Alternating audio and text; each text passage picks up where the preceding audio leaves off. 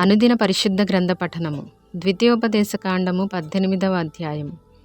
యాజకులైన లేవీయులకు అనగా లేవీ గోత్రీయులకందరికీ ఇశ్రాయేలీయులతో పాలైనను స్వాస్థ్యమైనను ఉండదు. వారు యెహోవా హోమద్రవ్యములను తిందురు, అది వారి హక్కు.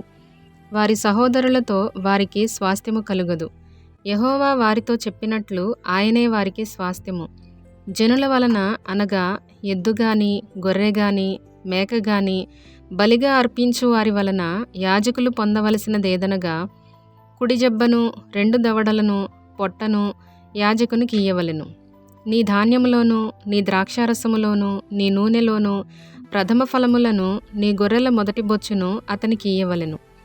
నిత్యము యెహోవా నామమున నిలిచి సేవ చేయుటకు నీ గోత్రములన్నిటిలోనూ అతనిని అతని సంతతి వారిని నీ దేవుడైన యెహోవా ఏర్పరచుకొని ఉన్నాడు.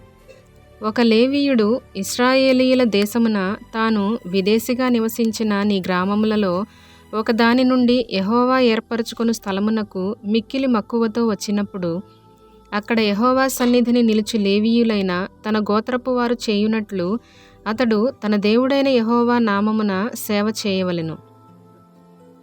అమ్మబడిన తన పిత్రార్జితము వలన తనకు వచ్చినది గాక అతడు ఇతరుల వలె వంతు అనుభవింపవలెను. నీ దేవుడైన యెహోవా నీకిచ్చుచున్న దేశమున నీవు ప్రవేశించిన తరువాత ఆ జనముల హేయకృత్యములను నీవు చేయ నేర్చుకొనకూడదు. తన కుమారునైనను తన కుమార్తెనైనను అగ్నిగుండము దాటించువానినైనను శకునము చెప్పు సోదెగానినైనను మేఘశకునములను గాని సర్పశకునములను గాని చెప్పువానినైనను చిల్లంగివానినైనను మాంత్రికునినైనను ఇంద్రజాలకునినైనను కర్ణపిశాచి నడుగువానినైనను దయ్యముల యొద్ద విచారణ చేయువానినైనను మీ మధ్య ఉండనీయకూడదు. వీటిని చేయు ప్రతివాడును యెహోవాకు హేయుడు. ఆ హేయులైన వాటిని బట్టి నీ దేవుడైన యెహోవా నీ ఎదుట నుండి ఆ జనములను వెళ్ళగొట్టుచున్నాడు. నీవు నీ దేవుడైన యెహోవా యొద్ద యథార్థపరుడువై ఉండవలెను. నీవు స్వాధీనపరచుకొనబోవు జనములు మేఘశకునములను చెప్పువారి మాటను సోదెగాండ్ర మాటను విందురు. నీ దేవుడైన యెహోవా నిన్ను అలాగున చేయనీయడు. హోరేబులో ఆ సమాజ దినమున నీవు నేను చావకయుండునట్లు మళ్ళీ నా దేవుడైన యెహోవా స్వరము నాకు వినబడకుండునుగాక, ఈ గొప్ప అగ్ని నాకు ఇకను కనబడకుండునుగాక అని చెప్పితివి.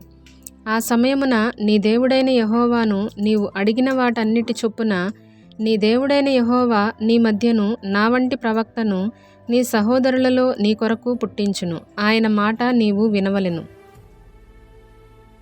మరియు యెహోవా నాతో ఇట్లనెను, వారు చెప్పిన మాట మంచిది. వారి సహోదరులలో నుండి నీ వంటి ప్రవక్తను వారి కొరకు పుట్టించెదను. అతని నోట నా మాటలనుంచుదును. నేను అతనికి ఆజ్ఞాపించున్నది యావత్తును అతడు వారితో చెప్పును.